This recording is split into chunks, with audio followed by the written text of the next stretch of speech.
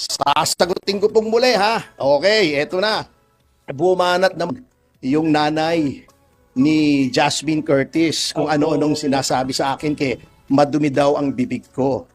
Ma'am, ano bang sinabi ko? Di ba sabi ko lang, kung ayaw mong pagnasahan ka at uulitin ko ito, huwag kang mag-post ng sexy. Ngayon, pasensya na kayo, ma'am. Hindi ko alam na okay pala sa inyo yung pagpo-post ng sexy ng mga anak nyong babae. Iba po pala ang standard nyo. Hindi ko po kasi alam eh. Kasi alam nyo po, ma'am, kung ako ang magulang ng isang babae, hindi po ako papayag na maganon. Bakit? Di ba sinasabi nila, hindi naman kami nagpo-post para pagnasahan. Unang-una, makokontrol nyo ba yung iniisip ng mga tao? Bakit kasi kayo nagpo-post? Ano bang puntos ninyo? Kailangan ba yon? Ha? Kailangan po ba yon? Okay, sa pelikula siguro may scene sa beach. Okay lang yon, art yon. Pero yung social media, art po ba yon?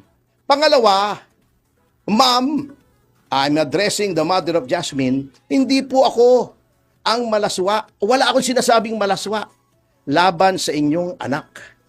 Tignan nyo yung Instagram account nung inyong anak. Kung saan siya nagpo-post ng mga sexing picture niya. Di lang sexy. Ha? Meron pang nakayakap sa kanyang boyfriend na naka-swimming trunks din. Ha? Tignan nyo kung sino sa amin ang malaswa. Anong sinabi kong malaswa? Wala po. Tignan nyo yung comments. Ha? May mga nakalagay doon, wow, sexy. Great body. Hindi po ako yan, ha? Yung mga nagko-comment doon sa Instagram. Naging curious tuloy ako, tinignan ko yung Instagram. Sarap, nakalagay. Yun ang mga comment, hindi po comment ko yun. Titikman, nandoon. Yummylicious. Ganda ng katawan. Yun ang murahin nyo. Bakit ako bumurahin nyo? Nakakatawa naman kayo eh. Ngayon, kung okay sa inyo yun, di okay. Anak nyo po yan. Iba-iba tayong standards. Okay? So, huwag kayong magagalit kung may sabihin ng iba. Ako, hindi ko sinabing ganun. Wala akong sinabing patungkol sa katawan ng anak nyo. Sabi ko lang, kung magpo-post ka ng sexy, humanda ka. That parang, is your suggestion. Oo eh. Hindi, sinasabi ko lang, I am holding up a mirror to these people dahil napaka-ipokrito. Sasabihin nyo, all women deserve respect, sabi ni Ann. Bakit noong si Vong Navarro ang inakusahan ng rape? Ni Denise Cornejo. Di ba, ginawa niyong katawa-tawa si Denise Cornejo? Pinaglululukon niyo ni Vice Ganda? Di ba babae yun? Noong naghihiring sa Senado, tungkol doon sa pambabastos ng mga artista sa mga studio, may narinig ba ako sa inyo? Sinong nasa Senado para sabihing kino-cover up at dapat magkaroon ng batas na dapat ay parusahan yung mga nagko-cover up sa sexual abuse either sa babae o sa lalaki sa studio? Ako po. May narinig ba ako sa magkapatid na Curtis tungkol doon?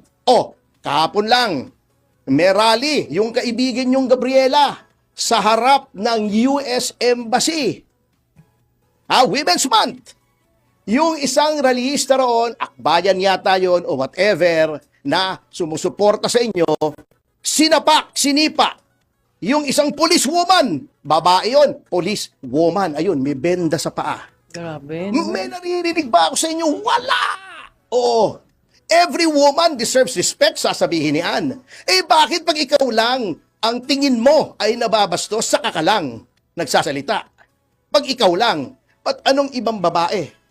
Sinong babaeng pinagtanggol mo na hinalay, ni rape? Di ba?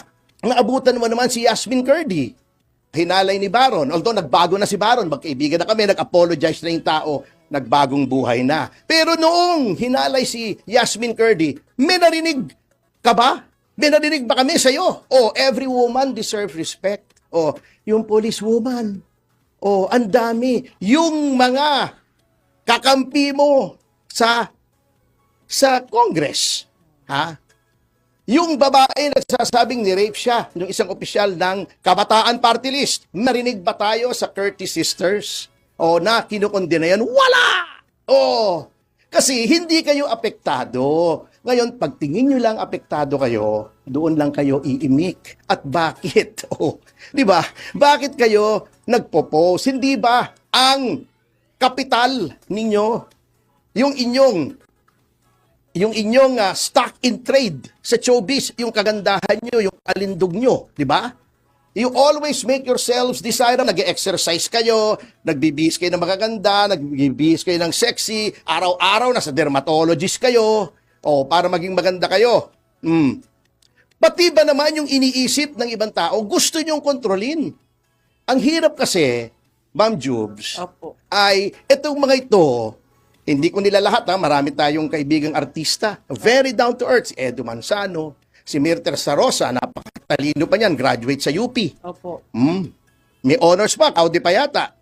Hindi naman ganyan. Ha?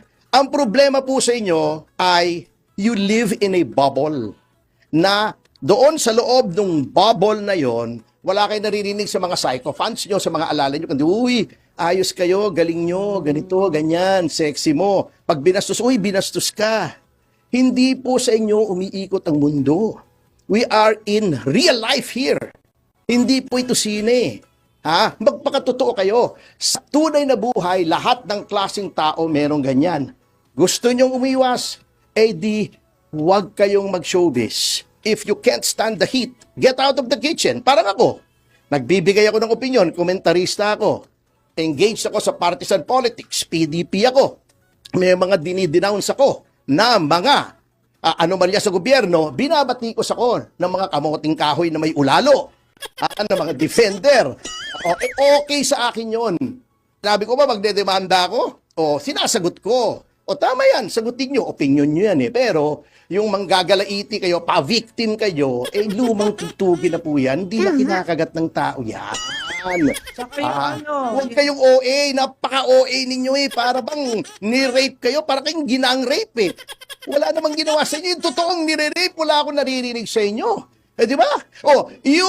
Alam nyo kung ano yung filthy, nanay ni Jasmine, anong filthy, wala akong naririnig sa inyo. Hindi yung sinatawag yung manyak dahil lang nagsasabing pinagnasahan. Ang manyak, yung kleptomaniac. Ang dami niyan, nakakampi nyo dyan sa House of Representatives.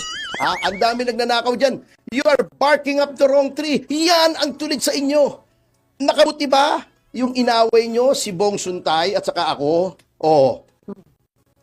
Ba ang buhay ng Pilipino, bumababa ang presyo ng bigas at ng mga produktong petrolyo, na-repatriate ba ang ating bansa?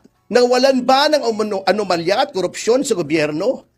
Kung ano-anong inaatupag nyo, yung mga kleptomaniacs, yun po ang importante, yun po ang nakakapinsala. Yung nangyayari po sa utak ng isang tao na hindi naman niya ginagawa, baliwala po yun because there is absolute freedom of thought. Uulitin ko, absolute freedom of thought. Kahit anong isip sa inyo, kay Juby, sa anak ninyo, ako kung kahit sinong babae o lalaki, wala kayong pakialam doon. Parang religious belief yan, parang political belief yan, parang prinsipyo sa buhay yan, di ba? Wala kayong pakialam doon.